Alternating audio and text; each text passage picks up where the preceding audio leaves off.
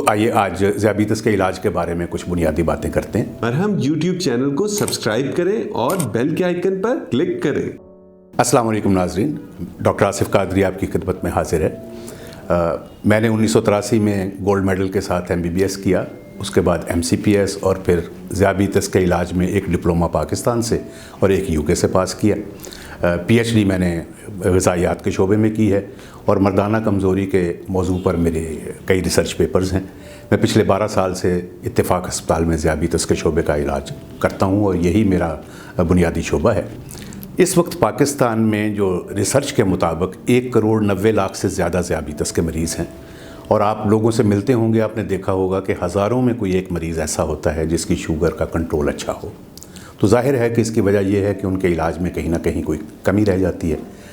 तो आज मुख्तसरन हम सिर्फ यही देखेंगे कि ज़ियाबीतस का इलाज होना कैसे चाहिए। तो इस सिलसिले में सबसे पहली बात यह है कि ज़ियाबीतस होने की बुनियादी वजह वज़न की ज़्यादती और वर्जिश की कमी है। तो अगर आपको ज़ियाबीतस है तो आपको अपना वज़न कंट्रोल करना चाहिए, बाकायदगी से वर्जिश करनी चाहिए। लेकिन सिर्फ वर्जिश करने से वज़न कंट्रोल नहीं होता, इसके लिए आपको अपनी खुराक में भी कमी करनी पड़ती है, तभी जाकर आपका वज़न कम होना शुरू होता है। अगर आप अपना वज़न कम कर लेंगे तो आपका इलाज करने में बहुत आसानी होगी, आपको कम दवाएं इस्तेमाल करनी पड़ेंगी और मर्ज़ बढ़ने की रफ़्तार बहुत कम रहेगी।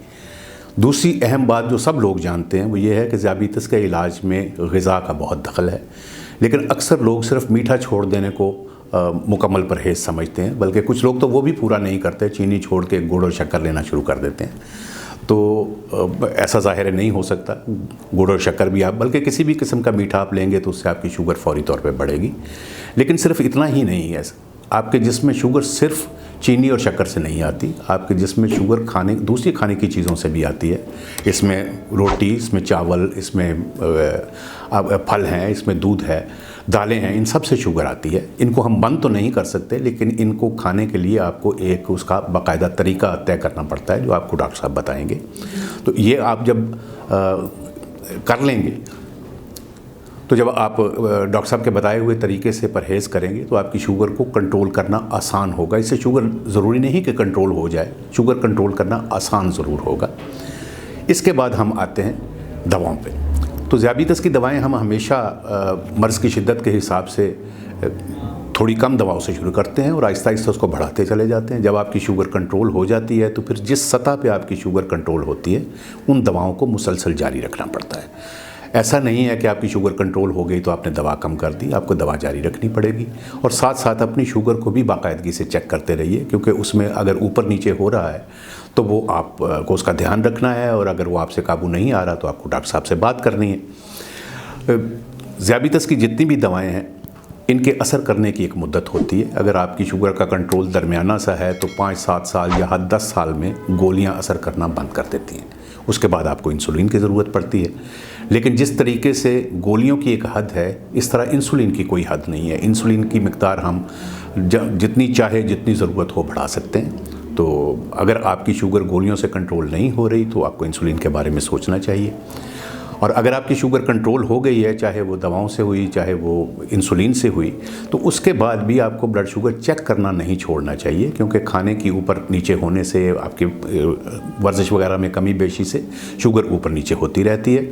अगर आपकी शुगर बिल्कुल ठीक है फिर भी असूली तौर पर आपको हर 3 माह बाद डॉक्टर साहब से ज़रूर मशवरा करना चाहिए, ताकि वो देख सकें कि कोई किसी किस्म की कोई ख़राबी वाक़या नहीं हो रही, किसी दवाई का कोई बुरा असर तो नहीं हो रहा।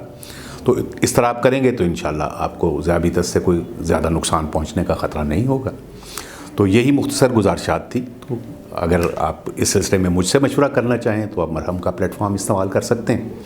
और मुख्तसरन अगर मैं इस बात को वाइंड अप करूं तो वो इस तरह से कहेंगे कि अगर आपको ज़ियाबीतस है तो अपना वज़न कंट्रोल कीजिए, खुराक में परहेज़ कीजिए, दवा बाकायदगी से लीजिए और खून में शुगर भी बाकायदगी से चेक कीजिए। और ख़ास तौर पर खून की शुगर लोग सिर्फ खाली पेट की चेक करते रहते हैं, तो सुबह दोपहर शाम तमाम वक्तों में बदल बदल कर शुगर चेक कीजिए, तभी आपको पता चलेगा। तो आपकी खाली पेट शुगर 100 के आसपास और खाने के बाद 150 के आसपास होनी चाहिए।